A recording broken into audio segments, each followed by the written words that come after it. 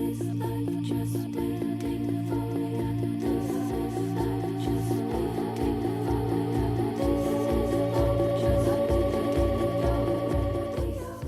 welcome back to the Better by Next Week podcast. A little bit of an interesting topic today. Dad was on a run and he thought of this great analogy to be able to achieve your goals, because it's very hard to achieve your goals at sometimes. Like you might feel a little bit lost, or you're wondering whether or not you're doing the right thing. And it can be very confusing for a lot of beginners. And Dad thought of this great analogy, primed.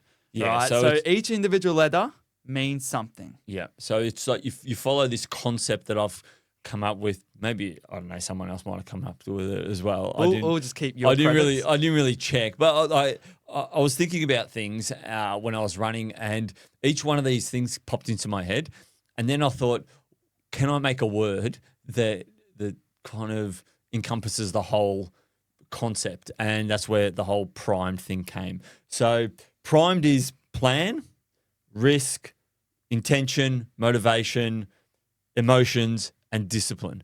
So they're all the things that encompass being able to achieve a goal. Some of them you can control, some of them are a little bit less out of your control, but you need to be aware of them.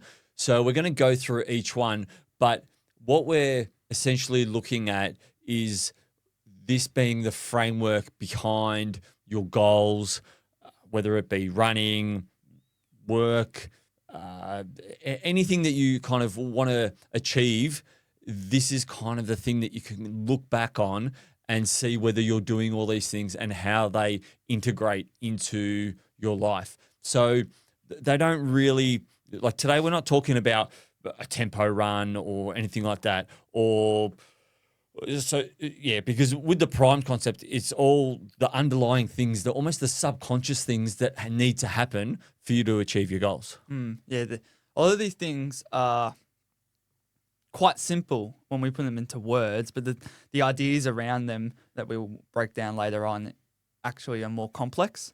Yeah. And I wanted to ask you, do you think something like this would significantly help you achieve your goals when you first started out? Let's apply it to running. Oh, 100%. Because if you don't, and the first one, plan, it's such a basic one. But if we all just have a little bit of planning in our lives. Well, do you think people know how to plan properly?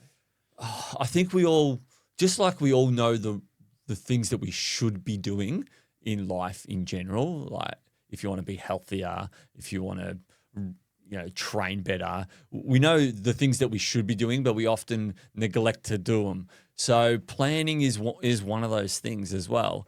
And a good plan will allow you to achieve those goals essentially. But the whole primed concept is we do most of these things anyway. We just don't realize that we're doing them. But if you've got a almost like a trigger, if you're falling out of routine, or you're a little bit lost or anything like that, if you kind of say to yourself, am I primed? That's the way I kind of wanted to frame it. Am I primed? And then you kind of look, am I planning? Am I taking risks, like calculated risks? Am I doing all these things? So that's the framework around the whole primed concept. Yeah, and we're going to do it so when you're doing a little bit of a diagnosis, let's say, on your body and whatnot. It's like a checklist. A checklist is exactly what I was going to use. You read my mind. So we'll go down the list. So go down with yourself. Am I planning? Keep going down the list and apply it to anything that in life. So it's not just running. It's a lot of things. So I guess we'll get into plan first. Yes, let's get into plan. So it's without a plan, your goal is, it's just hope. You're hoping that, so you've got to make sure that when you're planning something that you have a clear goal at the end. You start with that. And how often do I say to you, because when you attempt something, some of the time, you say to yourself, I want to do this thing. And then you just start doing the steps that you think need to happen for that 5K time to come down, or for that backyard ultra event, or your homework or a work thing or anything like that. You just start doing without actually planning it. For me, for For me, a plan starts with the end goal in mind. So for some of the goals that I've got this year, run 100 hours at a backyard ultra. I don't just go out and start training for it without understanding what needs to happen. So I like to look at the goal, and then I always work backwards from there. And that's how I formulate a good plan, because I kind of manifest and I envision myself crossing that finish line at 100 hours, and I say to myself, well, what had to happen? Something happened in everything before that 100 hours. Something happened for me to achieve that. So I just step it back, and it's so much easier if you step back from the achievement backwards and then just write everything down and plan it out. Yeah, writing something down, we've said it before and we'll say it again, keeps you so much more accountable than what people, like, if you didn't write something down, then you're less accountable than what someone would be if they did write something down. Yeah. So having that plan up there. So a plan in our eyes, it might look different for a lot of people, but a plan for us is having like a calendar of some sort up on the wall. Yep. And having your sessions planned and your end goal. We like to really highlight that goal on that calendar. Like, it's a really big thing. And like Dad said, you step it back because there is a process. It's from the start to finish. And we like to also a plan. We'll get into this later, but it goes in terms of running after the race, because we'll get into that a little bit later on. And yeah, so in this process before the race, you think about every little thing that needs to happen. So how many Ks you're going to do a week, whether or not you're going to do strength training, the type of sessions that you're going to do that week, your taper, all these things that help you be able to achieve your goals, essentially. So a plan is great. It's you need to also look back on, and why does it actually matter to you? Yeah. Like a plan that has no purpose is pointless. Yeah. Because you actually don't want it. Yeah. Like, you have to have something that you really want. Yeah. Because if you don't want something, then you're going to fall off. The wheels are going to start falling off in those training plans. And even some of the other points with the whole primed analogy, they feed into all that. Without having a good plan and understanding what direction you're going in, your motivation is going to be really, really tricky. Well, not even that. I disagree with that, because for me, I have this plan. I really want something, but what'll happen is that I'll have motivation for maybe a couple of weeks, right? And go, oh yeah, I'm going to try this double threshold stuff. I'm going to get out there. I'm going to do these sessions. And then the motivation falls. Oh, I'm not seeing results. Oh yeah, I'm going to try this new different method, and I'm going to do this and this, and I have this motivation to do this. And then when you look back on it, you'll look back and go, I've actually just done a 360 and I'm back in the same spot. Yeah. So you're not moving anywhere. So this is where you're crafting your plan. You're crafting this base where you're going to build up to this goal without, yes, you're going to take different routes because obstacles will be in the way, but not doing a full 360 like I do sometimes and completely reinvent the wheel.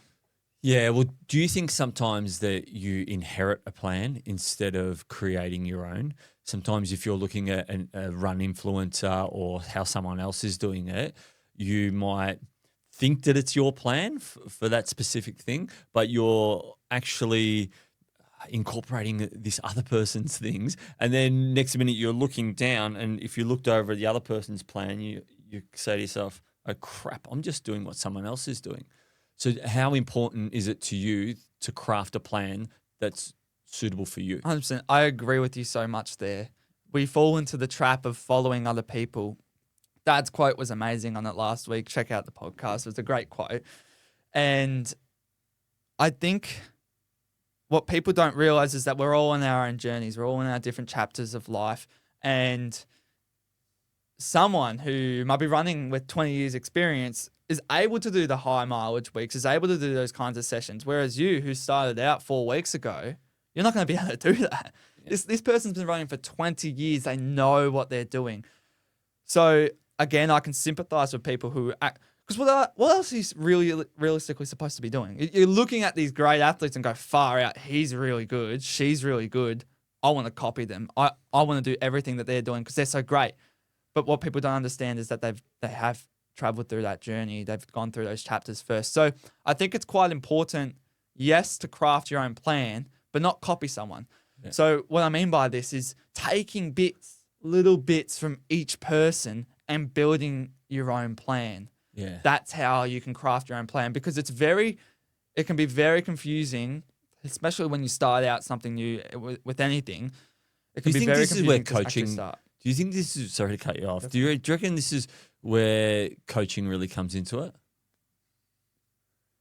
Like having someone... For people who are very directionless, coaching is so important because they know what they're doing. They've seen it all. They've seen the people with 20 years experience. They've seen the people who have just started. So they know where to put these people on like a pedestal, essentially, where, okay, this is what you need to be doing and this is what you need to be doing. So a coach is very, very important in those situations when you feel lost. It's where I came to you at the start because you had this 20 years experience. Obviously, I can't bang out bloody 20 repeats at Lurdy up and down a hill when I first started, but now I can. Like you trust that I could probably go out and not have to fail that session. Yeah. So yes, having a coach is really important because they can also pull you back, but also set that plan out for you. Yeah, and that's setting that plan out is really important because some people, they need that person there in their life to go, no, you need to do this, you need to do this. Whereas some people are a little bit more laid back. We know Ben Burgess is coachless and he's an amazing athlete. You kind of just wander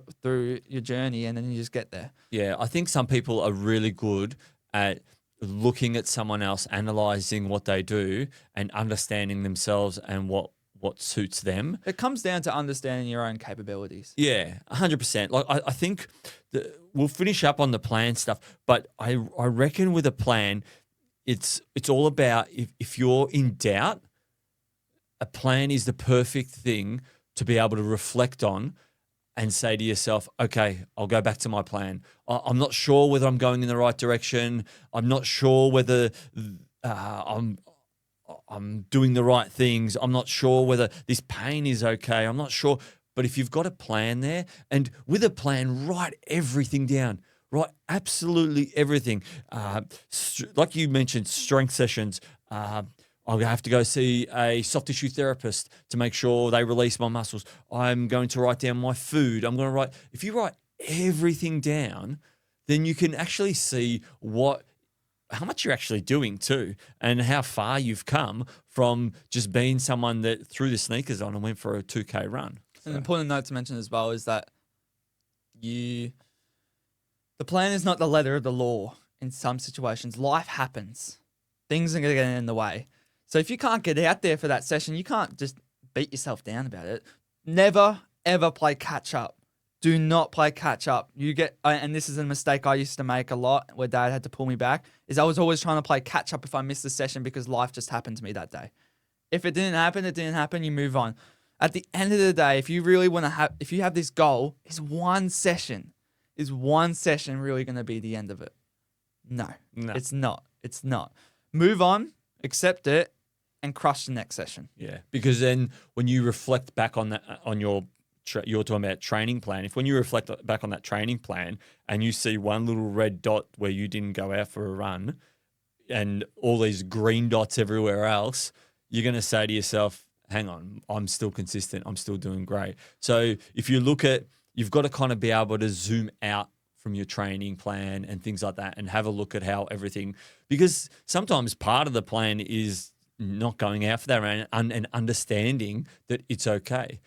And you might go and crush your next session. But all right, let's move into risk. Risk is I like risk. Risk, well, no risk, no reward, essentially. Yeah. And that's one of the biggest things that people will make because they're so scared of taking that risk. And it's probably more because they're scared of failing. And they're scared of a new term that I found out as well, FOPO. They're scared of FOPO. Everyone is scared of FOPO. What is FOPO? So FOPO is fear of others' opinion. Did I get that right? Fear of people's opinion. That's it. You had the great lead up for a great edit. It doesn't matter. Fear of others' opinion. Oh no, I got that wrong. Fear of people's opinion. Well, that's yeah. Well, You kind of made your own term there. FOMO. Foop. Oh, what? Fear of others' opinion. Yeah. No, whatever. Foo. Oh yeah. Okay. foop. Okay, let's All get right. on to it. So FOCO. So fear of people's opinions. Yes. That's a huge one, and we all fall victim to it. And risk is very closely tied to that. You want to take risks, but you're terrified about what people are going to think. And no one knows how to do something until they start doing it. When I first started running, I had no idea what I was doing. I was turning up to work telling people, I went for a 5K run. I did awesome. And then you'd get someone would ask you, how's that running going? And, it's not going that great. I haven't been running. And then you kind of go back into your shell and you might be scared of dipping your toes in again because you might be embarrassed but you're never ever going to be good at something at the start. We still aren't great at this podcast stuff, but we had a crack. We're getting better. We've looked at some of the early episodes, and there were things that we were saying and doing, and the lighting and the audio wasn't great. But you have to start somewhere. We took a risk, didn't we? Yeah, we had to take the risk, and because you're putting yourself out there, taking that risk, telling other people that you're going to do something. You know, we had Brady on the podcast last week, and I learned so much from him by just taking a risk and just putting it out in the world and saying, I'm going to do this. I'm going to take this risk. I'm going to run that 10K, or I'm going to, you know what? No one thinks I'm a runner, but I'm going to go to parkrun. There's people at that parkrun. I'm going to go and take the risk and run 5Ks. And if you don't make it, well, then so be it. You might run 2Ks and say, that's enough for me.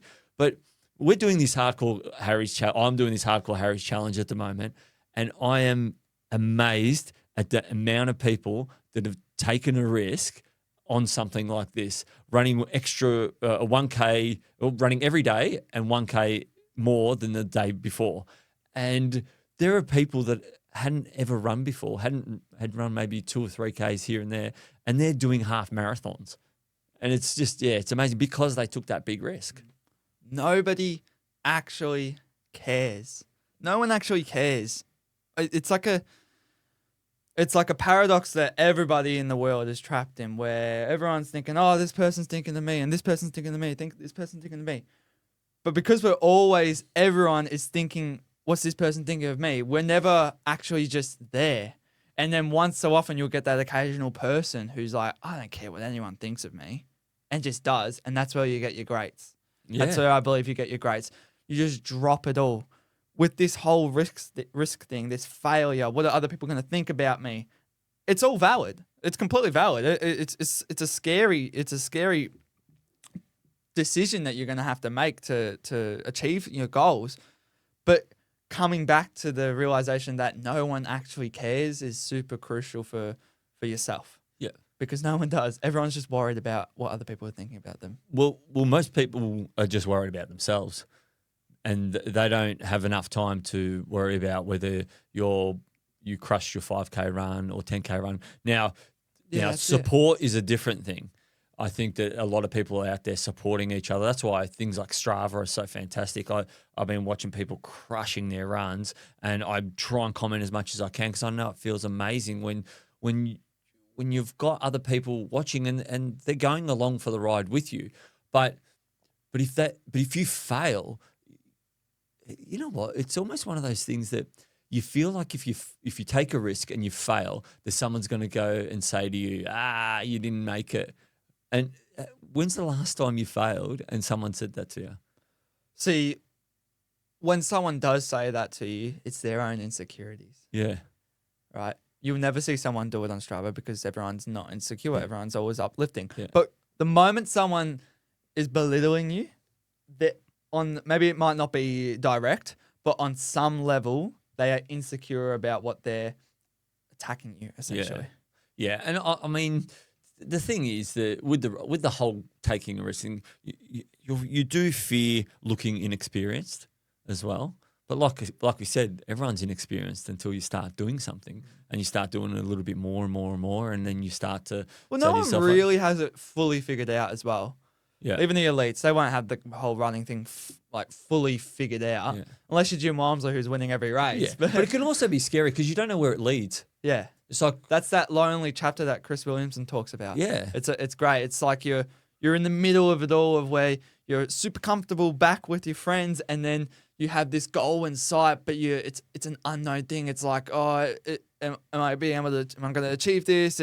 I'm not getting the rewards. I'm not getting anything. It's a very lonely chapter, is what he calls it, the lonely chapter, where you're just by yourself. You're battling. Should I move back? Should I get into my comfortable shell, or should I just keep pushing into the unknown? Yeah. And that unknown's a scary place. That's the risk that we're talking about, and that's what we're really advocating for people to do here. Oh, 100%.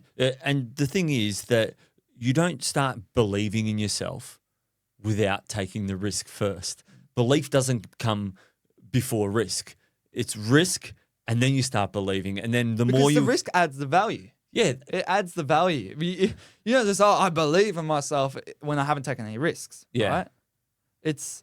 You have to take that risk, and then it adds so much more value. Yeah. Because that's right. Because, and I said it I just did it on Brady's podcast, yeah, where my mates asked me, would I climb Mount Everest if I would die? And obviously I said yes. I'm like, of course. And I said, if you knew you weren't going to die. Isn't that what you said? what did I say? If I was going to die. You go, would I climb Mount Everest if I was going to die? Yes. Up Mount Everest we go. I'm not coming back. Blind faith. So that's right. If I knew I wasn't going to die, would I climb Mount Everest? And I'm like, yeah, of course. But then I responded where I would do it anyways, even if I did have the chance if I was going to die, because that's what makes it so thrilling and exciting, like anything. Yeah. It's that risk of death especially makes a lot of things in life super exciting. It makes you want to wake up in the morning. It makes life worthwhile. Yeah, I think there's that really good show that we watched, The Good Place, and it was such a good show. I watched it years ago, and I always mention it to people. And that last season, probably the last couple episodes of that, I think there's like I gotta watch it again. seasons. I've completely forgotten. The last couple episodes, and I don't want to ruin it for anyone, but if you do like a story, it's comedy. Yeah, it's comedy, but it's also very relatable to life and why we do things, why we take risks, and why life is worth living.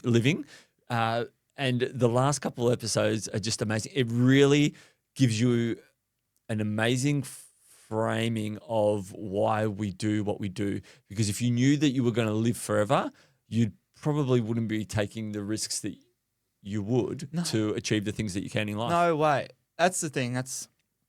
Everyone's time comes to an end, and if that was endless, then you would just obviously you'd do everything, but would it be more exciting? Yeah. Well, no. Like like the last thing I want to mention about risk is that there's no growth without risk. There's only safety. And I understand people like to stay comfortable. I do too. I don't like to step outside of my comfort zone. Often when I get cranky, if I actually reflect back on that moment, it's a moment where I'm looking at doing something and it's completely out of my comfort zone. But it's the risk that I need to take in that moment to grow from that and become a better person. Yeah, you'll never see someone who's not taking risks achieve great things. No, because you're just staying in the same place. You're not growing. So you do need to take risks. Cool. All right. I think the intention we'll move on to next Yes. is what I stands for. Yeah.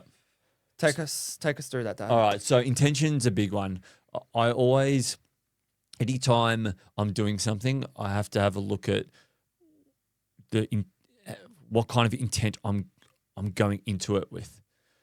I don't want to, obviously you never want to, your intention is never to fail, but your intention needs to be really, really strong for the success to come.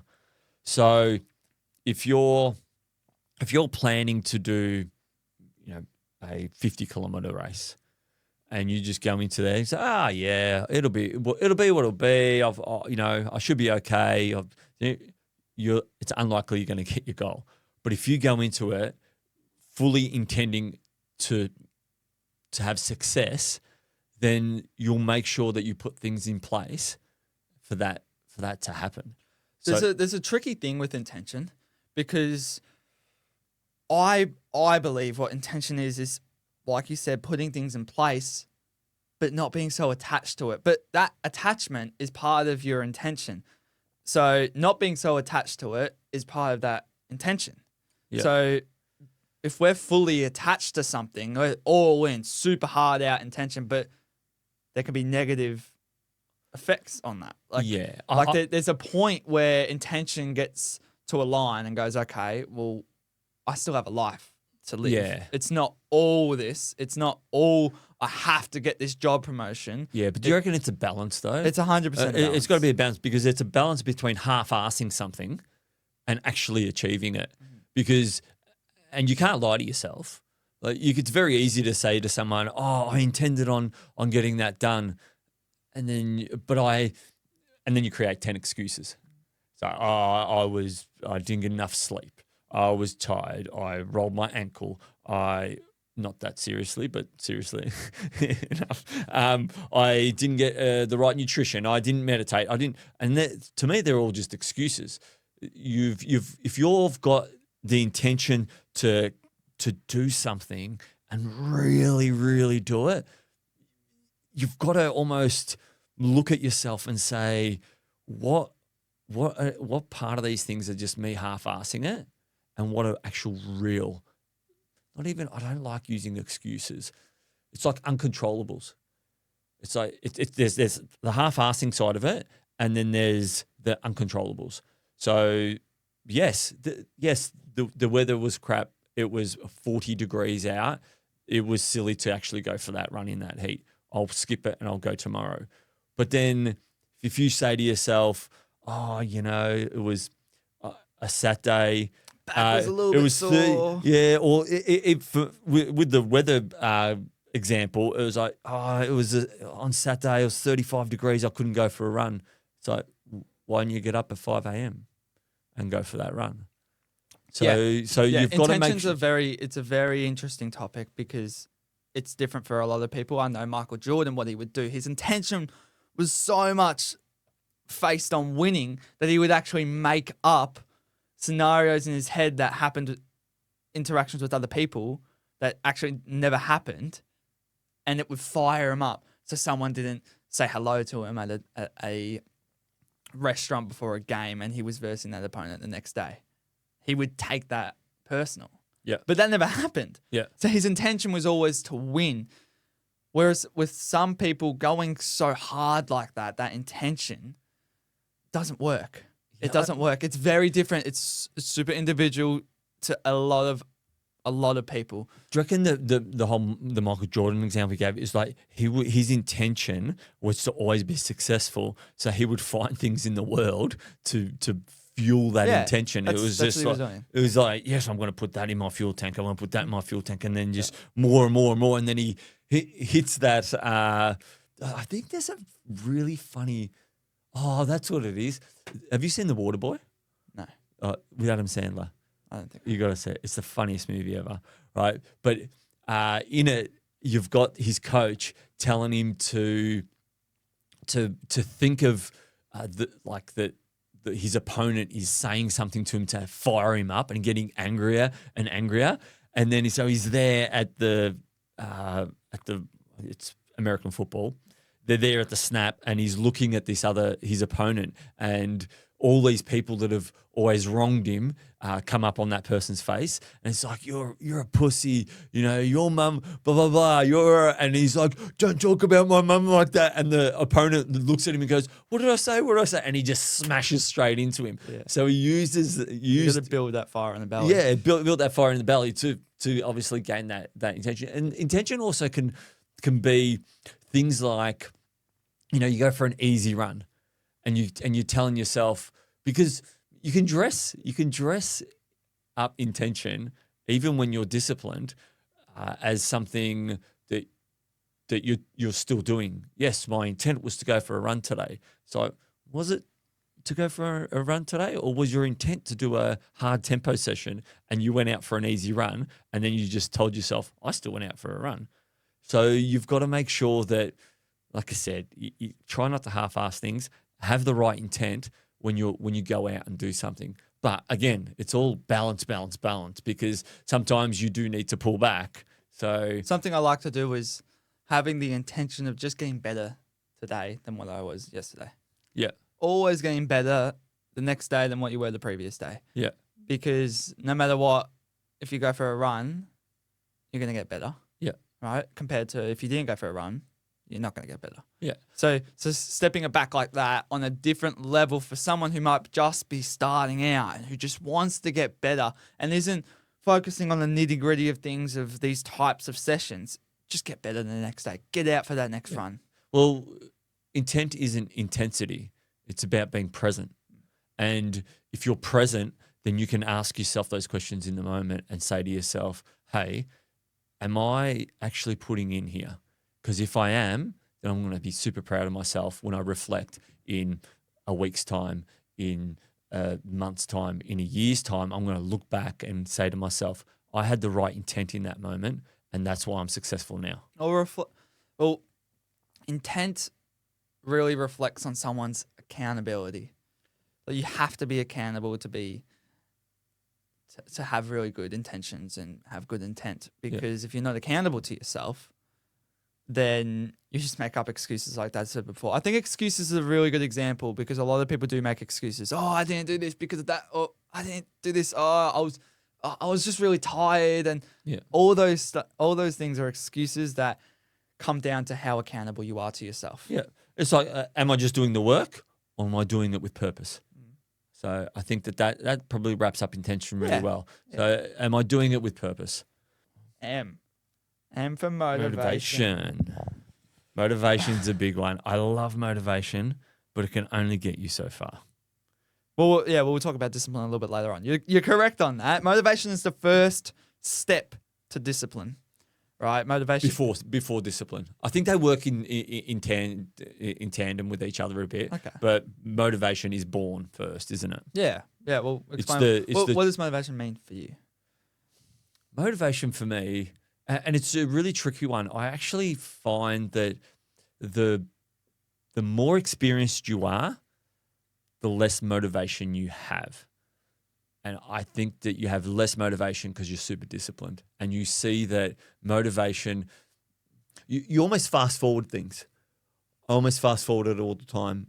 I look at whatever goal I've got and I say to myself, okay, I want to achieve that goal. So it's P for plan. So I plan. So I look at what that goal is and I move backwards. And then the first thing that happens is to have the motivation to do that thing. But I'm already in the back of my mind thinking that I'm not going to achieve this thing solely on motivation. So I use it as a feel good for me. It's always a feel good. I'll think about the thing I'm doing. Oh, I'm so motivated. And I'm like, all right, Tim, enjoy this. Because when this motivation fades, it's the discipline and the hard work that's going to get the goal there. But for a lot of people starting out or that haven't been running for as long or haven't attempted whatever they're about to attempt before, the motivation is what can almost get them to that point where discipline starts to take over. And I think motivation is very closely tied to habits as well. And habits can be formed, for me, in my experience, anywhere between 4 and 6 weeks is where habits are formed. So if you can hold on to that motivation, because it's a feel-good thing, you're saying to yourself, oh, I'm patting myself on the back. Look at everyone's pumped for me. And they are at the start because it's something new that you're doing. And you're all motivated and then people are feeding into that. And you're all just, if you can string that motivation out to 4 to 6 weeks, that'll create a habit. And then you're like, bang, let's go. Let's attack this thing. And then you create all the other things that encompass achieving that goal. What do you think about motivation? That's what motivation means to me, in a sense. I want to. Is motivation just fragments of what discipline is? No, I don't know. If you break up what discipline is it built of motivation? No, it's a completely different feeling for me. Motivation and discipline. I think that motivation for me is just that. It's just that kicker. It's the thing that gets you on the website going, all right, 100-mile race. Yeah. Oh, yeah, man, I'm going to crush this race. I'm going to feel so good when I'm done. That medal around my neck. Oh, imagine, my first buckle. I can't wait to get that gold buckle. And then you're there, and then you push enter, and motivation just goes through the roof. And then as soon as you push the enter button, the motivation goes, oh, crap, what have I done? You know what? I have an even better example of that. Right, I'm going to crush my session in the morning. Oh, yeah, let's set the alarm 4 a.m. Oh, the night before motivation. I am going to crush this session, and I'm going to wake up like an absolute beast. That alarm goes off. Why the hell did I think that yesterday? Yeah. And that was all motivation. It's the night before motivation is the best one because you're like, yeah, I'm going to get up. You know why? It's because you're not doing it. You're not actually doing the thing. You're thinking about doing the thing, and your mind doesn't actually know that you're not doing it yet. Your mind doesn't, yeah. So this is how I look at it. I go, all right, I think about the run in the morning, and I think, oh yeah, imagine how good it's going to feel when I'm finished. It's going to be awesome, and all those juices are flowing, right? And the body, it's not the output from the body is not. I'm in pain. This hurts. I'm tired. None of those things are happening. So the motivation allows for all those chemicals in your brain to be those feel-good chemicals. Go, yeah, I've got this, rah, rah, rah. And then you wake up in the morning and it's time for that run. And that motivation goes, oh no, this is now the time. And then you start feeling anxious about the run. You start, going, oh man, my feet are a little bit sore. And, I've got a bit of plantar issues. I've got this. So all these things are happening and then you can't be bothered. Now you can no longer be bothered. But without motivation, you wouldn't set the little timestamp into the future and say, this is what I'm going to do. For instance, if you sign up for a race or say to yourself, okay, I'm going to do a talk in front of all these people. I'm nervous about that stuff, but it's okay. I've got this. So motivation will get you to push the enter button on a lot of things. And then all the other things have to kick in with the whole primed concept. So you then once you push enter, you've got to plan. You've got to take the risk. All right, you've got to have the right intention, and then obviously you get to motivation, and then that motivation pushes enter. Motivation is such a necessary step to your goals because I don't like how the ideas of motivation and discipline are compared to each other. They work hand in hand because motivation, without it, you wouldn't have discipline. You need the motivation because when I look at motivation, it's manifesting something. You're manifesting that goal, right? And if you don't have that visualization, what are you working towards? Yeah. You won't even have the chance to get to the discipline stage without motivation. Yeah, you need the motivation to be able to manifest this dream of yours so that you can then transition to this. Yeah, motivation almost makes you really creative. Makes you think about all these things. It's like a rocket going into space. It's the initial rocket boosters are just like so powerful, and they're trying to send you into the stratosphere, and they're going. And then once you're up there, then they disappear, and then you just float around with a bit of discipline. Yeah, is that what you reckon? Do you reckon that? Yeah, motivation is super necessary. Don't ever compare it to discipline because they're not ideas and concepts to be compared. They're to be. What are they to be? They're to be put together to be able to. They're to be a rocket ship. Yeah. They're to be together and then shoot off, and then they drop off the little boosters. Yeah. Well, the thing is that make sure that use the motivational stage of a plan or a process or a dream to build the foundations to move you forward, because motivation will not last forever. But if in that phase you've created a really good strength routine, you've created a good training plan, a nutrition plan, that you're eating well, and you're super motivated, and you've been doing that for 4 to 5, 6 weeks, and I mentioned it earlier, once that motivation fades, all that's left are the habits that you've formed. And if they're really strong and you used motivation during that stage, then you can get to the next stage. So use it to your advantage. Yeah. Don't fall into the trap that motivation lasts forever, because it definitely doesn't. That example of setting a plan the night before and then waking up to the alarm is a great example of how motivation does not last. Yeah, and motivation fades. Let's be honest, Well- it fades, but it's not failure. It's just like the handover point to discipline, isn't it? Yeah. Essentially. Well, the thing is, right, when I look back on my experiences, I used to have to get pumped up by David Goggins on the phone to be able to jump in a cold pool and do whatever, go out early morning for a run. And I would listen to a reel on rewind in my head when I got up straight away, because that's what I needed. I needed that motivation kicker. I needed it. And I didn't need discipline. I needed the motivation in that point. But now what I find is that because I've experienced so much more, so many experiences, I don't need that David Goggins reel. I don't need that motivation. Motivation for me is the manifesting of an idea, of a goal during my run. Yeah.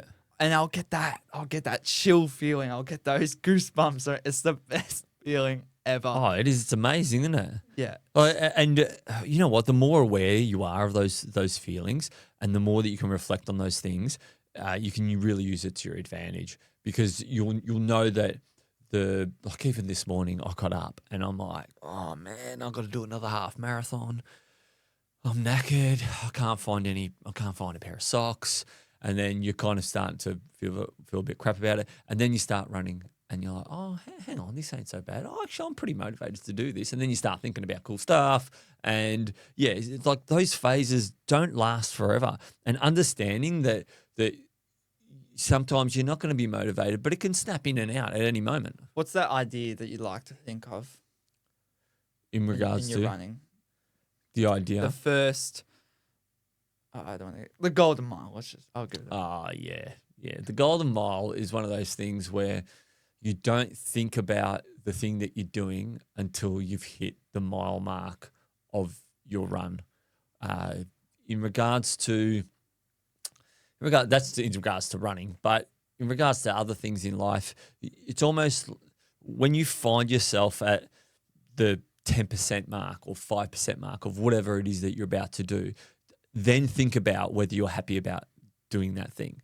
Because I've never hit the 1.6K mark and said to myself, oh, I want to be back in bed. I don't want to be doing this. Once you're out there doing it, then you're like, yeah, this is awesome. And that's what you do if you're lacking a bit of motivation that you've used up the night before, when you were really pumped about your morning run. I'm going to crush it. Everyone's going to think I'm a beast. I'm going to be awesome. And then you get up and you're like, oh my God, I wish I hadn't have said that to myself, because now I'm sort of struggling a bit. But by using the golden mile rule, don't think about that the run that you're doing until about that point. Yeah, and what happens when you do get to that point? Oh, you feel magic. It's the golden mile. Yeah, it's the golden. That's why. It's like, yeah. It's like the golden hour, golden mile. Yeah. We'll name everything golden. Well, without motivation, like motivation is built on emotions. Yes. I think it very much is. And that's our next Yeah. our next thing. So emotions. So with emotions, it's inevitable that you're going to feel emotions, isn't it? Yeah. Right? It's a really hard one. Well, it's a natural experience that everyone has to go through in every day of life. Yeah, you're going to have highs, you're going to have lows, you're going to be like, there's emotions in the planning phase. The emotions are it's like anticipation, excitement, and things like that, and you use that to build a good plan.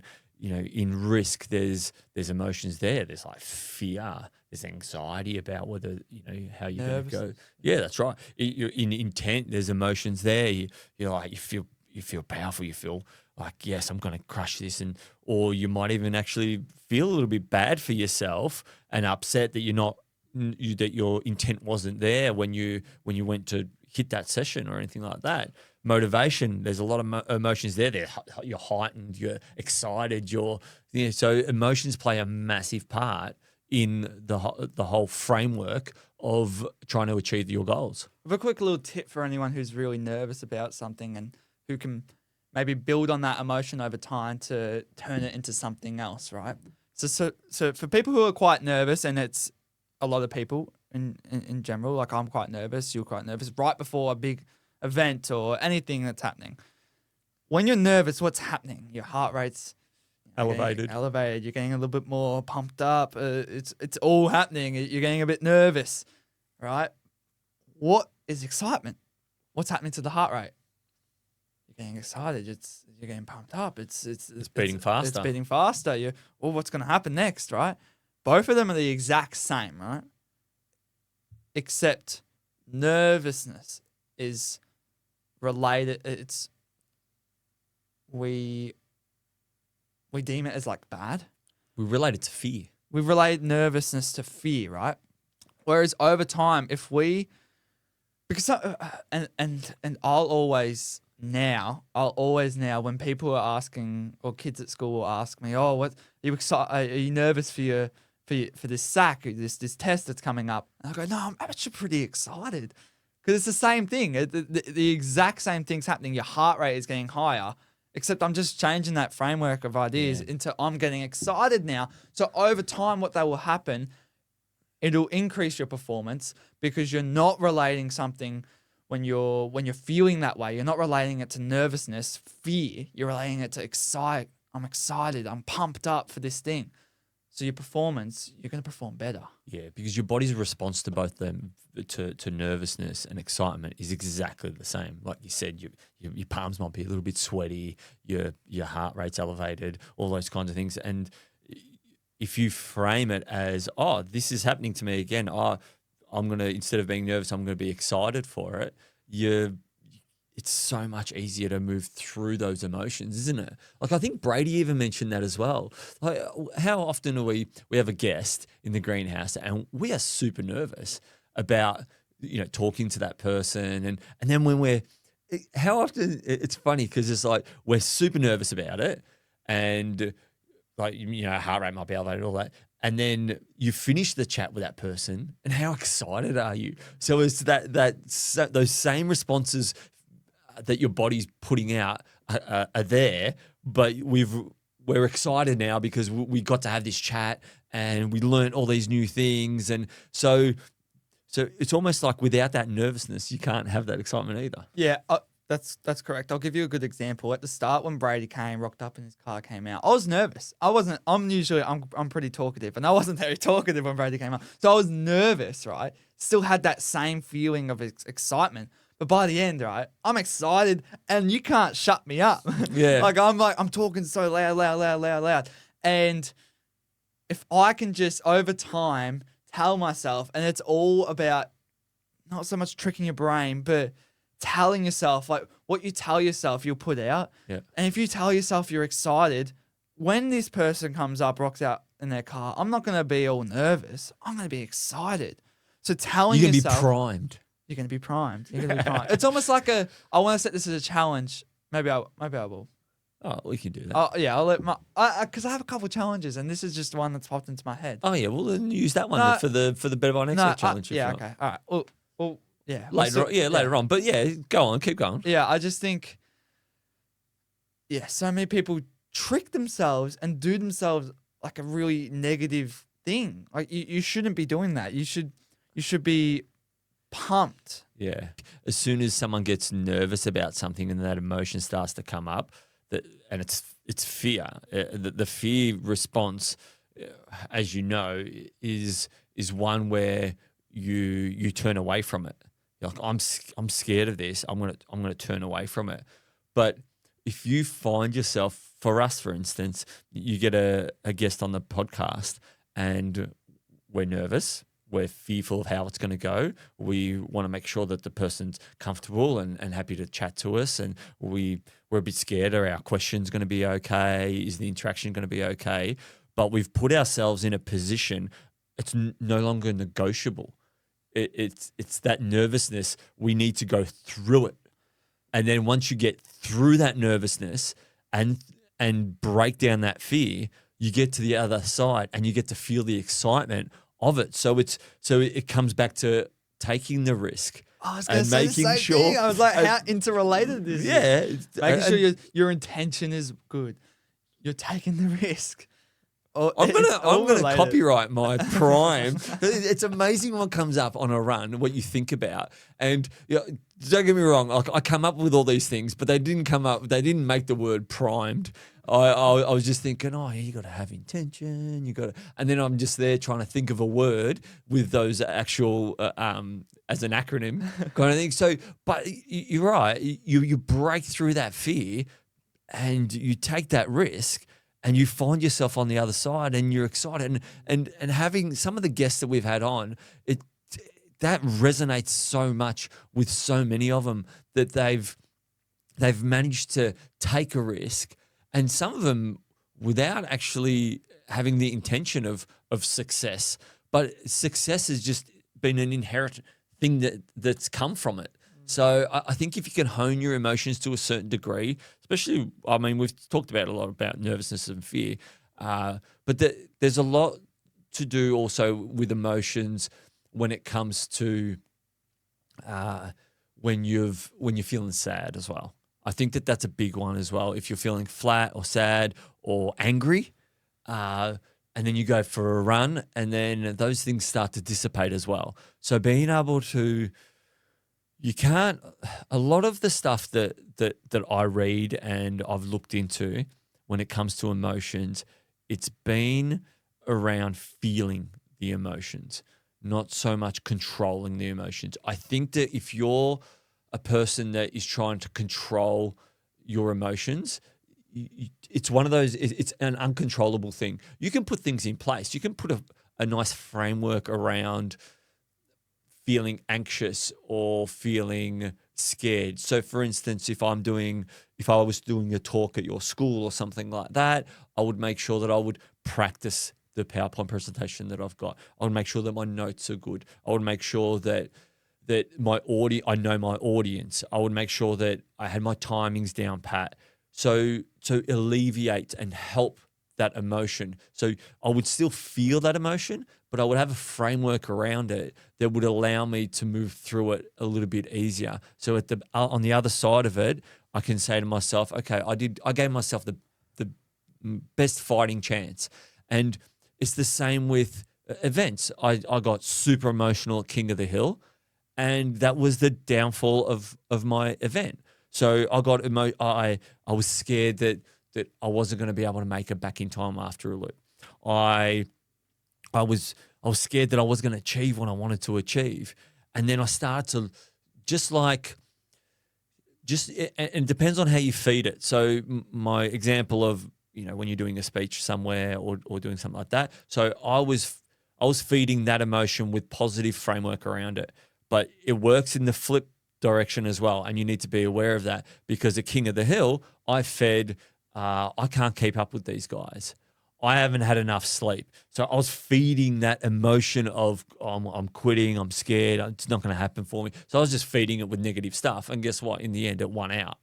And I didn't. Whereas instead of doing that, I should have been feeding with, you're okay. You've had plenty of sleep. You're going to be okay. You can run a little bit faster. You're okay. Remember a few hours ago, you were feeling pretty good, and you're going to feel good again. You're okay. Remember, the middle hours of the night are the trickiest hours at an event. So you're going to have to feel this. Let it come. Let the emotion come up. Watch it, and then watch it dissipate.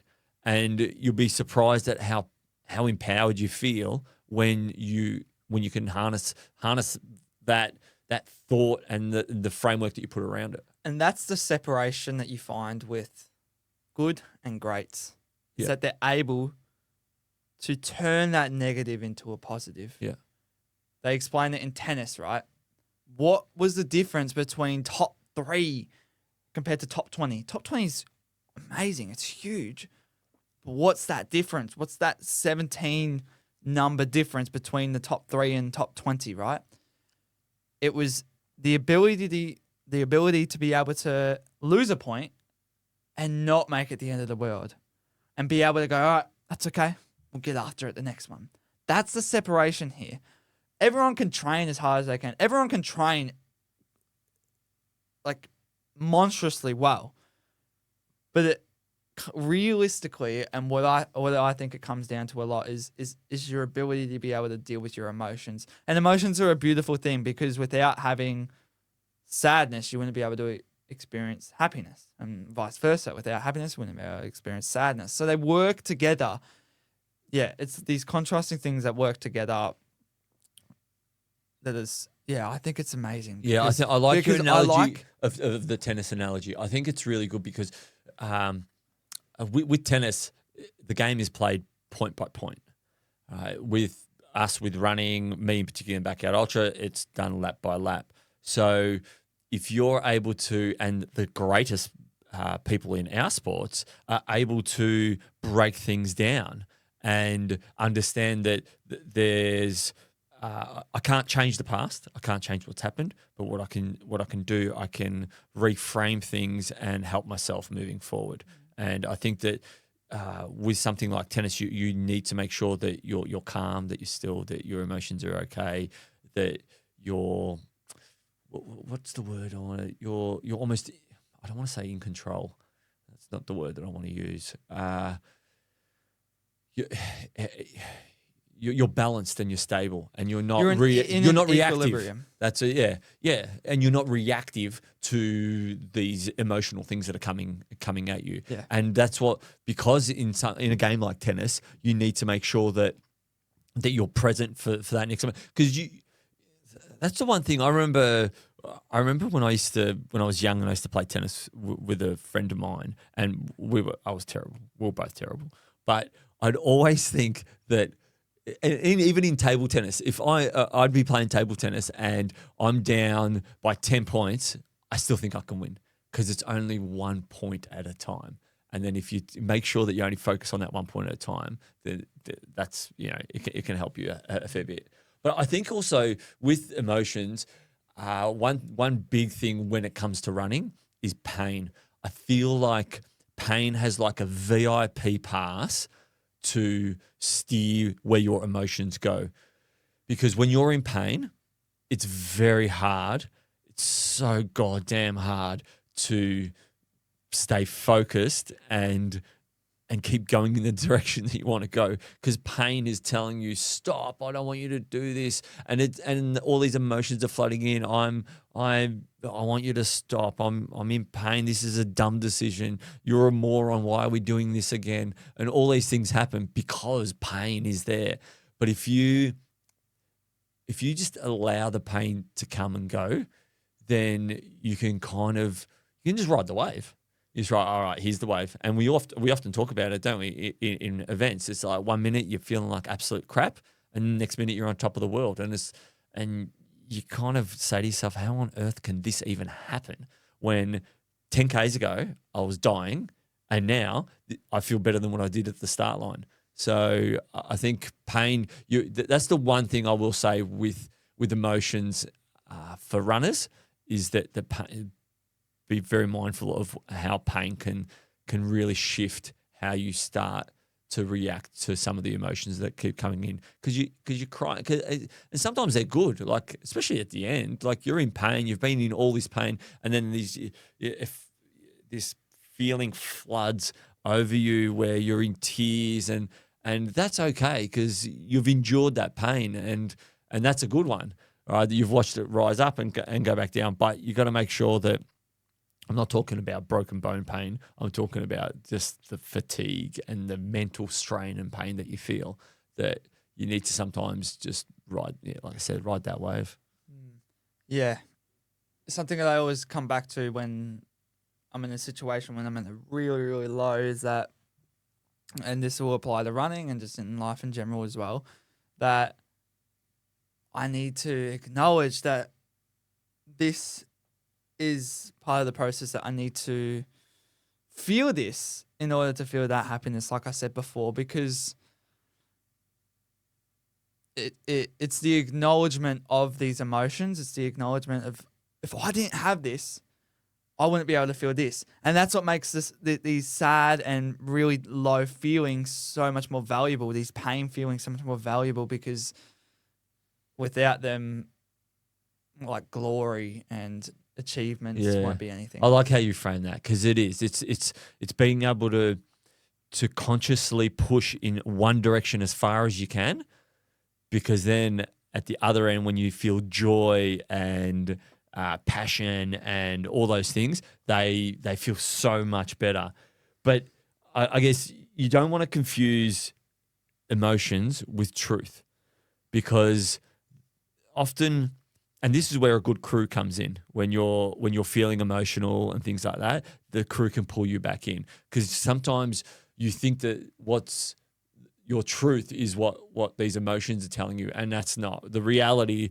May speak something else. You may be saying to yourself, I'm running so slow, I'm in so much pain, and then your crew turns around and go, you've been doing the same thing for God knows how long. They're a reality check. Yeah, 100%. They're a reality check. And I've had this where I've been at events, especially backyard ultras, where people have been enduring something for a long time. And I'm looking at them, and I remember Scott Cameron at GV. He was having some issues, and they were real issues, like tummy issues and things like that. And he was feeling flat on himself. He's like, I can't do it. I can't keep going. And I said to him, like, mate, you've been doing this for the last 7 hours, and nothing's changed. And it's just that he no longer wanted to have to go through that. And he just kept on going and going and going. And it's one of those things that it's a reality check. And it's good to have people around you that can say to you, as long as they're validating your emotions and they say to you, I understand, you're in pain, you're feeling this, they're all valid emotions. But the reality is that this is what's happening. Because That's a good point. That's a good point for any crewers out there. That always validate your runner, because what they're feeling is completely valid and right, because they have the right to feel that way. Yeah. But you want to keep them in the game for longer, so you got to give them a little bit, even if it's a light lie. Yeah. Like, do anything that you can to keep your runner out there while still validating their feelings. Yeah, that's right. And it's not, by validating someone's feelings, you're not perpetuating what they're feeling. You're not saying, yeah, you're right, you're in so much pain, you should quit. Yeah, because you're not doing that 100%. All you're saying is, we get it. We understand. Yes, you've been running for 24 hours. And don't say, what do you expect? Because they definitely don't want to hear that. What I do to you is like, you've been running for 24 hours, you're going to feel the pain. Yeah, and then it's like, oh, okay, that's right. Yeah, I have been running for 24 hours. Because you forget. Because you live in like a little micro bloody world of going, oh, this is so hard, this is rah. And then you don't zoom out and say, look, I've achieved so much already to this point. Of course, I'm going to be a bit sore. I'm going to be, you're looking for that validation, essentially. Yeah. Move on to discipline. All right. We spend a lot of time on emotions. Yeah, we do. I think discipline is one of the biggest ones that you can look at, because it is the backbone behind everything. It is the unsung hero. It is the silent warrior. Silent warrior that gets you through everything, and is the biggest difference, I feel, between someone that achieves their goal and doesn't achieve their goal. If you don't have discipline, then you are really you're running on an empty tank of fuel, essentially. Now, for listeners who are wondering, who might be on that motivation ride, what is discipline? So discipline, for me, discipline is the unconscious belief that what you're doing has to be done for your outcomes to come into fruition. Because discipline is not so much, for me, it's not a conscious thing. I think I've learned over the journey that I just accept that it has to be done. I don't say to myself, I don't wake up in the morning and say, I have to be disciplined today or else I'm not going to achieve my goal. I just am disciplined. And maybe that's a bit naive to say it in that way, but I guess I might have a little bit more experience than you or Own someone it. else. You have discipline. You don't need to be naive or anything, right? You have discipline. You don't need to be no humble guy. You are disciplined. I'm disciplined. I like things to be a certain way. I know that if this doesn't happen, then I'm not going to be able to achieve something else. I mean, I'm that disciplined.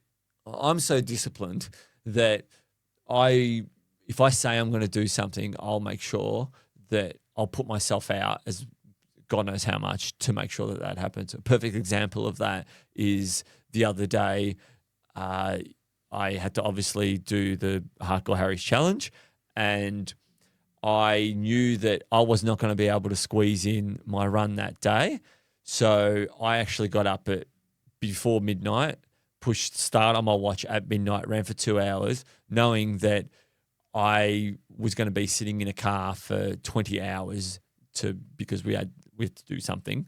I had to go pick something up. We had to pick a horse up. I had to pick a horse up for your mum on the other side of the bloody planet. But I knew that I only had those 2 spare hours in the whole day.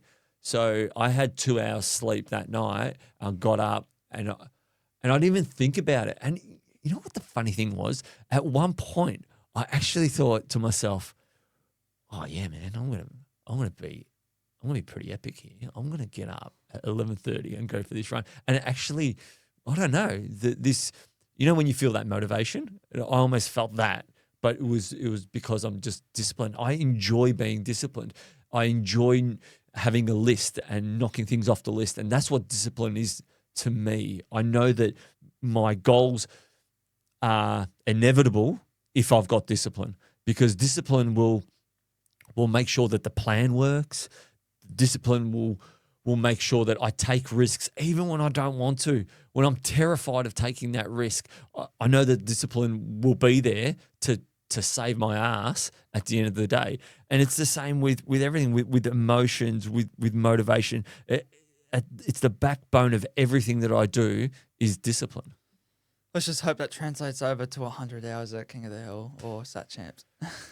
Well, I don't think. I think emotions are a tricky one because that's where emotions come into it, and then they can. Because look, I think I didn't have discipline there. Because if I had have had discipline, and discipline doesn't stop me. I don't think discipline is there. Like the work's already done. The discipline is in the coming in, making sure that you sleep when you're told to. When you say you wrote this on your plan, you got to go to sleep. You said that you were going to eat this. You said that you were going to use your massage gun. Dad, even with the current challenge with Hardcore Harris, you said you have to sleep. You have to make sure that you have your protein shake. You take your supplements. You stretch. You massage. That's discipline. Because if you fail, it's not that you failed in the moment because you don't have discipline. It's the discipline that you lacked in the lead up to that failure. Because in the moment, it's too late. You can't be disciplined in the moment. You can't turn back time and say, I should have been disciplined and should have ran more in training, or I should have been disciplined and should have done some strength training. That's been and gone. So I don't think anyone ever fails because of a lack of discipline in the moment. People fail because of a lack of discipline in the process to get to that moment just before they failed. That's a long-winded way of explaining. What's discipline to you? How do you, like, from someone that's probably, I see a lot of discipline with you in terms of your training. I love looking at Strava and seeing you crushing training sessions. I'm like, geez, you're so disciplined. And even on the weekend, we went to a fat ass event that our friend Chris Norris organised, and the course was nuts. I only made it to halfway, and then I had to kind of trot along back just to make sure that I was going my 8-minute pace for the Hardcore Harry's Challenge. But you finished the course. You absolutely dominated it. And like you're disciplined to make sure that you're ready for it, that you're ready for your running and always prepared. It shows in those moments.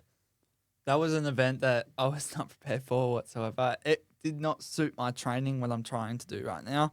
But yeah, I just went out there and did it, and I enjoy the hurt that comes with that. But discipline to me is getting up, that gritty getting up and just not wanting to do it and doing it anyways.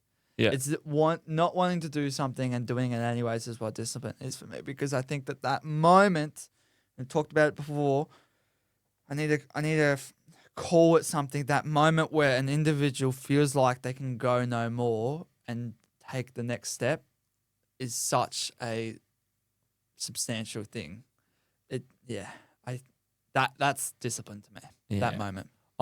Do you think that discipline is almost like cleaning up the mess of everything else? So it's like it's the parent figure in your subconscious mind that, you know, you didn't do this and you didn't do that, you didn't plan right, you skipped this training session, you did this, you did. So then at the end of the day, if failure, it's almost like on race day, you look back at what you did, and if you didn't have the success that you wanted, then you look back and it's like, oh man, I didn't eat properly. I should have meditated a little bit more. Maybe my emotions would have been better. I should have I should have journaled. I really should have journaled. Oh, I should have done this. I should have done that. And then old mate discipline comes in and goes, right, I'll mop this up. And then discipline mops it up. And then you start again on day one and say to yourself, right, now it's time to be disciplined. And then discipline goes, remember why you felt? You felt like crap because you didn't achieve what you wanted to. You felt like this, you felt like that. You didn't get your outcome. You've got the blues. And then discipline comes along and says, right, here we go, guys. We've got to make a good plan, right, and actually stick to it. We've got to make sure that we take the right amount of risks that don't burn us out, but enough risks that we're going to achieve the things that we want to achieve. We've got to make sure we do all these things so that so I don't have to come and mop up again. You do find yourself constantly mopping up because every time you race or every time you try and achieve something, you don't always get it right. And there's things that you've missed, but that's okay too. You can't be hard on yourself. I think that's the big one as well. You can't be hard on yourself if things don't work out and you don't meet your expectations because discipline's going to be there. It's going to be there to pick up the pieces and show you the right things to be doing. It's just that sometimes you've got to experience those things before discipline understands that, hang on, you didn't train your legs like you were supposed to, like you promised every other bloody time. Yeah, well, we're talking about discipline as something that just comes along, but what are actual things that you can implement to help you develop that discipline? I think I've actually got a really good challenge for you this week, and it stems from discipline. I think having a list always helps. I think if you say to yourself, I'm going to have, and discipline does feel good. There are moments there where you feel really good with discipline. If you wrote down, 2 or 3 things that you wanted to achieve that day, and you just cross them off and you stay disciplined, you say, I need to cross off those 3 things. And then you prioritize that thing and then and you tick them off. Then at the end of the day, when you go to bed, discipline actually feels like a pat on the back. Because you say, oh, I stayed disciplined to that thing that I need to do. Staying disciplined by saying to yourself, now I'm not going to, for me, I'm going to try and start, one of the things I want to start doing is drinking coffee later in the morning. I've been listening to podcasts and reading some books about the effects of coffee first thing in the morning and to wait an hour and a half. So discipline. Yeah, I've heard that before. So discipline will allow me to do that. So I don't think that discipline is like you can say, oh, I've acquired discipline. Discipline is in the act of doing things and doing them in a certain order, in a certain way. So you've got to make sure, it's when I say to you, have you done that thing? And you said, yeah, I've done it. I go 100%. And you're like, oh, but it's just that cord that I didn't plug in, or it's just this. Well, discipline is 100%. It makes sure that you did that thing with the current knowledge that you understand, your current understanding of whatever the thing is, that discipline is doing it at 100%. And it's not a thing that you acquire. It's a thing that you do. Discipline is doing things you don't want to do. You reckon? That 100% you're talking about is the 99% have done it. That one last percent, I can't be bothered doing that. I can't be bothered plugging in that cord. That is the thing. That's the full discipline. Yeah, I can't be bothered, washing the pots that are left out on the thing, or Yep. I can't. Yeah, and I'll catch myself in moments where I'm like, just do it. Just bloody do it. Just do it. I think that's a good way to wrap up discipline. Do the things you don't want to do. Yeah, discipline is staying loyal to the process when the outcome goes quiet. I think at the end of the day, that's what you're looking at. Yeah. Let's finish off with what primed really means to us. Yeah, so primed is essentially being ready for anything that comes up during the goal setting process and trying to achieve what you want to achieve. If you're ever finding yourself stuck, unmotivated, a little directionless, if you look at that acronym PRIMED, it will allow you to see where things are kind of falling over. So is my plan clear? Am I avoiding risk? Have I lost the intention? Am I waiting for motivation? Am I letting my emotions drive me? And am I leaning on discipline? So you need to, if you are ever in a moment of doubt, just think about those things, what I just said, and you'll find the reason why something may not be working out. Don't ever be scared to take risks. I think that's one thing that we do. We do a lot better now than what we may have in the past. And I think I'm so glad that I went for that long run and I came up with these ideas around this. And a lot of these things are things that we already do, and a lot of things that people have been doing for a long time. But it's the reflection on those things that allow you to become a better person and a better achiever of the things that you set out to conquer, essentially. That was beautifully said. You wrapped that up really well. Right. So how about we get into our don't quote me on that? Yeah. Yeah. I'm going to actually create, you know what? I want to create a little button because I seen on the Pulling Threads podcast, they've got like a little button and it's got like a really cool intro to some of their segments. So I'm going to do a little one for our don't quote me on that. Okay, cool. So where's your button going to be? Oh, I'll act like as if I push the button now. But yeah, I will have to get that button. But how about you start us with your don't quote me on that? Okay.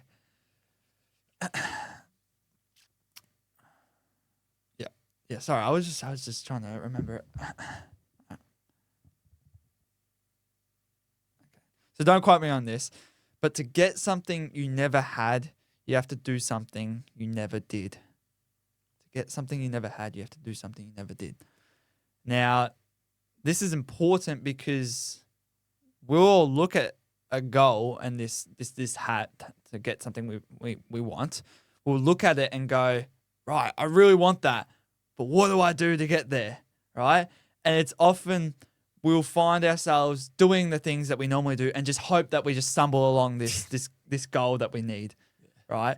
But we have to do something that you haven't done before.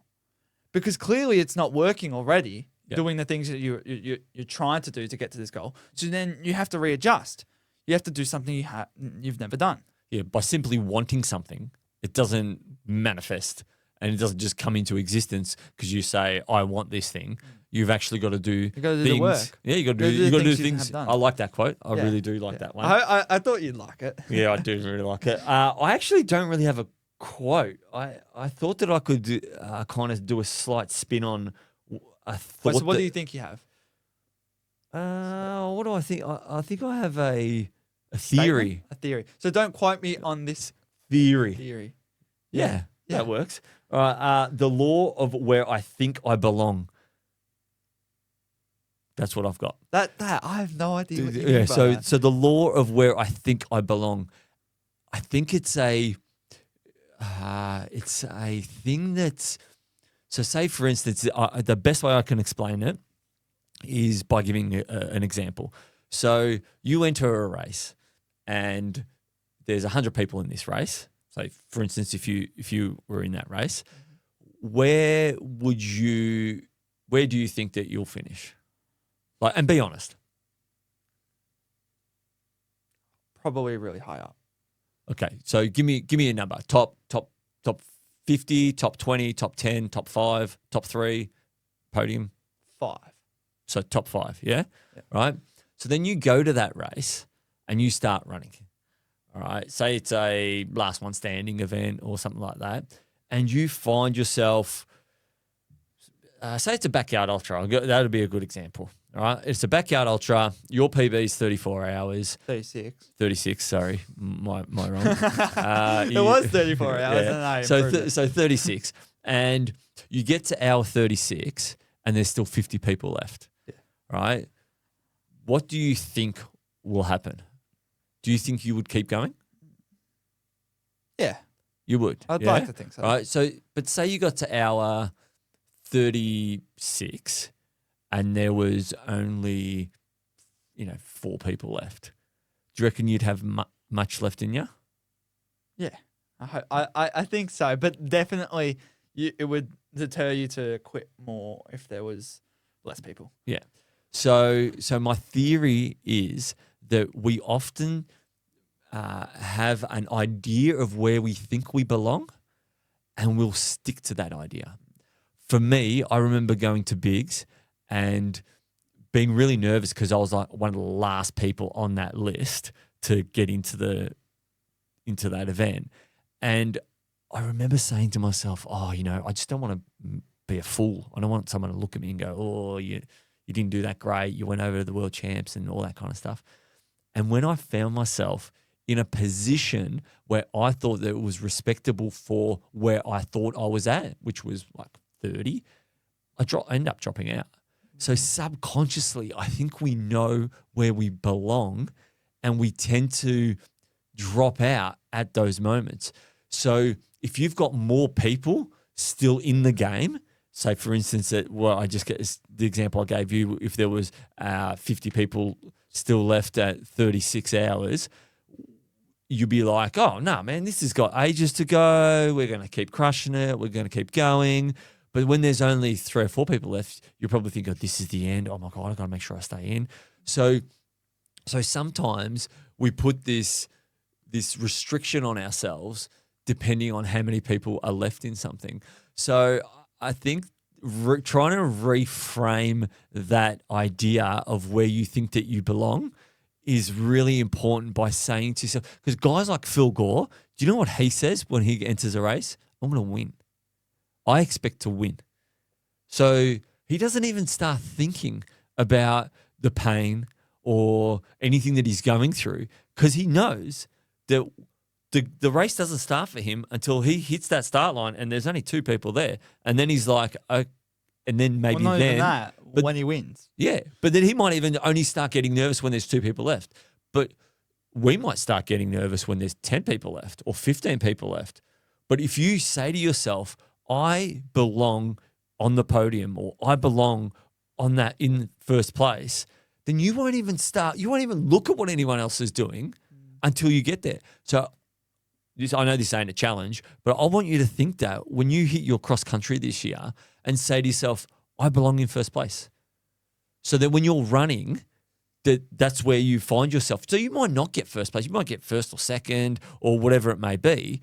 Because remember last year, we said, you need to finish in the top 12 to make it to states. And you were like 12th, 13th, 14th, and that's where you thought you belonged because that's where you restricted yourself. So actually reframe it in your mind. And you need to believe it. You need to believe that that's where you belong. All right. And same with everyone that's listening. Believe that you belong there. Believe that top 10. I ain't even thinking. Like I've got this Hardcore Harry's challenge at the moment. I'm not thinking about anything until there's a couple of people left. I believe I belong there. With my experience and everything that I've done, I belong there. And it doesn't come from a point of arrogance. It comes from a point of, if I don't believe that I belong there, then I will never, ever get there. So don't quote me on that. But was that a transition into a Better by Next Week challenge? Or did you have something different as well? But that was beautifully. That was greatly said. Oh well, no, I don't. That's not a transition. We can do. Let's bring this one across the finish line. We got to do listener questions. first. Jesus Christ, we've got too many things going Yeah. on. All right. So we've got so many questions. We're gonna probably We'll pick a couple and then We're gonna pick. we promise they'll all be answered. Yes, we promise we'll answer everyone's questions, but there's three that we'll pick from the heaps that we've got, but we will try and get through them. We've been going for a while with this episode, so we've got to just be mindful of that. Okay, so I'll go. I'll go this one. Right. Do you sleep in the first 24 hours of a backyard ultra? 100% try. We 100% try and sleep in the first 24 hours. Depends on if you want to go for long, but we would so very much advise that. Yes, I think that the sleeping in a backyard ultra, it all does depend on, and I think we've briefly answered these kind of with this something similar. It all depends on how far you want to go, because staying up for 24 hours is tough. If you can get a couple naps in, it makes it a little less tough. But if you're sprinting and trying to do a 40-minute lap to get a 20-minute sleep, there's going to be obviously adverse effects to that. So you've got to balance what the sleep means to you and how much of an advantage it's going to be for you if you're only going for 24 hours. Now, if you're going for 48 or 72 hours, then you're going to have to suck it up and go, I'm going to be sore, but the sleep is going to be worth it, because as we've mentioned a lot of the times on the podcast, less sleep means you get more emotional, and we spoke about emotions today. With sleep as well, as you actually might not get it. Yeah. So not being so strict on yourself when you are at in those points. So why am I not falling asleep? It's very hard to fall asleep in the first 24 hours because nerves, excitement. I shouldn't say nerves. Excitement. Excitement. Yeah, reframe it. Never say I'm nervous. Always say I'm excited. Yeah. I'm going to try and take that on board too. Maybe that's what should be. That was my bed by night. Okay. It might be. Might be. Right. It could be. Okay, so next question. What is your favourite shoe and why? Ollie? My favourite shoe right now is the ASU one. So that's short because they have such a great, super large name. So it's the Adidas Speed Agravic Ultra.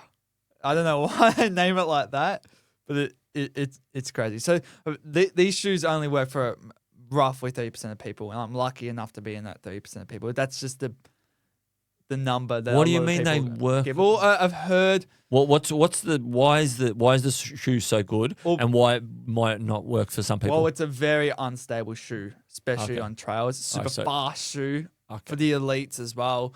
I'm not calling myself an elite, but that's just what I've heard with David Roach and a lot of other elites say. It's a very niche shoe. It's not for everyone. Yeah. Do you find it's because you've mentioned this to me a few times, is you like to run on your toes a lot more? Yeah. So someone that might be more of a midfoot to heel striker 100%, yep. might struggle with the stability of the shoe. Yeah, this is a very forefoot shoe. And it's predominantly for trails, yeah? Yeah, speedy trails, not the trails that we went on the other day. I should not have worn those shoes. No trails the other day that we did. No shoe would. You could have football spikes in that. You wouldn't have had grip. Yeah. So they're your favourite shoe. Trail. What about road? Road, it's hard. I haven't experienced too many road shoes. I would like to more. I do like the Mark 6s. You can't go wrong with them. Yeah. I think I get trapped into thinking that I need carbon plated shoes to run fast, and I had a really good session the other day, and I ran in my Mark 6s and crushed it. Yeah, I think just for some context, obviously you're doing a lot more speedier stuff and things like that. So I probably do some slower stuff. If you're a runner that does some faster stuff, I'd probably recommend going in your direction. But I do some slower stuff, some quicker at times. But I also had the Mark 6s, Hoka Mark 6s. I think the Mark 7s are going to come out soon. But I had the Mark 4s. They were fantastic, Hoka Mark 4s. And Mark 5s. And I had the Mark 5s. They were good as well. Actually, was it? I think the 4s and 5s were very, very similar. And they were bomb-proof. The Mark 6s took me a little longer to get used to because they were a different feel. They were a little bit of a bouncy feel. They were completely different design. Yeah, but they're fantastic. Great. They're, again, no fuss shoe. The Tarkin autopilots for me as well. I quite like them. They're probably not as fast or bouncy as the Mark 6s, but they're just one of those shoes. I'm going to be using them a lot during the Hardcore Harry's Challenge because I just need some shoes that are going to be no fuss and just going to get me through the day. So they're shoes. So one question I had that I really wanted to answer. So this is a last question. Sorry, I've took over them all, but was how do you prepare for sleeping at a backyard ultra or any event that goes overnight or anything like that? So how did you prepare for or practice to sleep? It was simulations, a fair bit of simulations of what kind of simulations? like a nap throughout the day, maybe even after a hard run, I would nap later on in the day, and at night especially simulating what it would be like relatively when you're in that backyard ultra situation. So not having a phone in the room, or I'm not going to say sleeping with my shoes on, but sometimes I'd sleep with my shoes on. Did you? Yeah. Yeah. Are you serious? So just try to simulate those feelings when you're in there. Hey man, like whatever works and whatever. Yeah, you're right, because even just the sensation of something tight around your feet, you may not know what that experience feels like. That's a really good one. Yeah. Yeah. What about you? Would you? Well, for me, I think there's a few different things. Napping is one of those things.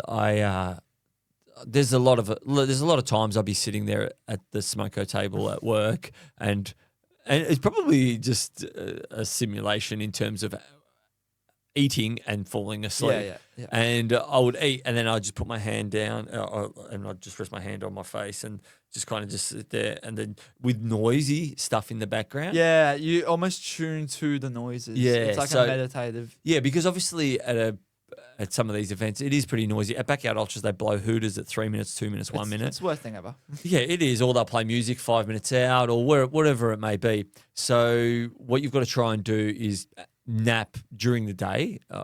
People with young kids it's probably easier for them to practice that napping. I also set a routine. So for me, it was like a gratitude routine before, and I've mentioned this a few times to people. I don't know if I mentioned on the podcast. It's like a gratitude routine before bed, and I would make sure that a month or two before, I will try this a month or two beforehand, where before you go to bed, reflect on your day and just be appreciative of, the training session that your body got you through, your mental state, emotions, and how you felt, and whether you were in a good headspace, and appreciate that you had a good day. If you didn't have a good day, say to yourself, I'll have a better day tomorrow. It's okay not to feel great. If your body doesn't feel great, you might say to yourself, I know that I put you through the ringer. We went for a 30K run. We're sore, but we're going to be rested tonight. We're going to wake up. We're going to feel great. And I would say that to myself every single night before bed. And then what would happen I could catch myself out saying it, not saying it, and then I'd be laying there in bed going, why am I not asleep? Why can't I just fall asleep? And I'm like, that's right. So I didn't practice my gratitude routine. And then I'd practice it all the time. And then on race day, I would do that after every lap. Say I had a sleep lap, I'd run, and then I'd come back in, and it'd be a quick one. It'd be just like, great lap. You ran 45 minutes. Good on you. You stay mentally focused. That's awesome. Thank you, mind, for getting me through it. And then I'd fall asleep. And then so because that was my sleep trigger, I managed to fall asleep. Some people use music as well. So, but that's probably an in-depth kind of analysis of what I do to kind of fall asleep faster. Yeah. All right. I guess we'll cross the finish line now. Yeah, we'll cross the finish line. Get into our Better by Next Week challenges. Yes. I'm excited for my one. All right. So, do you want me to go first? Yeah, you go first. Okay. So my Better by Next Week challenge for you this week is to every day, I want you to learn something really interesting and then tell as many people as possible. So whether that be researching something that you fancy, or reading something and you're like, that's actually really interesting. I want you to learn a thing and tell as many people as possible so that everyone's getting better. Everyone's learning. You're learning and gaining more knowledge and a lot more things. Okay, so I'm gonna try and drop it as a hint, or else I'm gonna be the annoying guy at work who has. Did you know that rhinos are? They live till this. Did you know that there's a turtle that's like 400 years old? Yeah, The oldest person. I reckon I'm always talking about stuff. So there's always something new that I'm learning. But yeah, like actually consciously going out there and finding. But even like making it suit to, if you know the people, suit to their interests. That's a good Something one. you can do. I like Just that make one. them like, oh, you knew that about cars, like. Yeah. Oh, I don't know anything about cars. That'd be funny. All right, that's cool. All right, so my Better By Next Week challenge for you and our listeners is, I got something hidden in here. Golly. It's been hidden here for a little bit. All right, it's not a big ass calendar. So the big ass calendars I can't get, but all right. Sold out. Well, one, they're sold out, but two, I don't think that you need like a wallpaper, your big ass calendar. But I have got your planner. All right, it is a planner for the year. All right, but I don't want you to do like what the big ass calendar is and all that kind of stuff. I just want you, all right, and this is obviously a Better By Next Week challenge, but I'm hoping that you like it enough to make sure that you write down just one thing. I want you, and this will spur on your discipline. It'll spur on your planning. It'll spur on everything that we mentioned today on the podcast. It'll tick a box, at least one box every day of the most important thing. I don't know what our audience is like, but I know that you're not great with priorities. All right.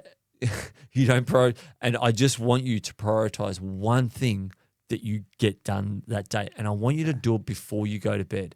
I want you to think about the one thing that is a non-negotiable for that next day, whether it be doing your plan for your podcast, doing a specific run. It might be reading 20 pages of your book. It might be being super helpful around the farm. It might be any of those things, and you have to do it no matter what. If you find yourself laying down in bed at 10:30 and the thing was whatever, I want to make sure that I eat breakfast.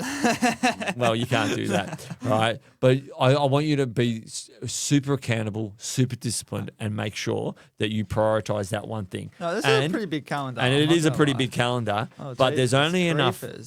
I told you, have a look at that. It is like our own big ass calendar. Yeah, have a look at that. It's a big ass calendar, right? And because you'll be able to write in obviously all your events and all that kind of stuff, but there's only enough room to write down one thing a day. Yeah, I didn't understand. I'm like, right, and that was the purpose of it. I didn't want to get something too big that you would, and you'll be able to obviously see it. So that's my Better By Next Week challenge, and hopefully for the rest of the year, is for you to write down one thing a day. It's only one. So at least that when you go to bed every night, that you've had one win, at least one win. And then you can always reflect on that and say, hey, you know what? I got a little bit better than what I was yesterday by doing that one thing. Yeah. Now, for people at home, just buy a calendar. This one was on Amazon. So if you just go to 2026 planner, it was like $10, $12 maybe. Well, yeah, make sure to buy one that you can only write one thing. Yeah. It doesn't matter. It depends on how big the squares are. You just do bigger writing. But yeah. Cool. Yeah. All right. That's good. We'll wrap that really one up. Cool. I think that this is a great episode. Yeah, great episode. If you looking at the stats, no, we don't have to do promotion. But yeah, if you're tuning out, okay, we understand. It's the end of the podcast. You'll be tuning out, but please listen for like 15 seconds. If you can like our podcast, if you can make sure that you give us a 5-star rating on Spotify. That'd be fantastic. Follow us on Spotify as well, so you see that our episode comes out every Monday morning for your Monday morning motivation run. And just spread the word, share our stuff, jump on our Instagram, follow us there as well. And we look forward to seeing you next week. I hope you've enjoyed. We've started the year, with I think 3 epic guest podcasts. So I hope you've enjoyed them, and we've got a heap more to come as well. So yeah, crush your runs this week, and we look forward to seeing you next week. See you later. See ya.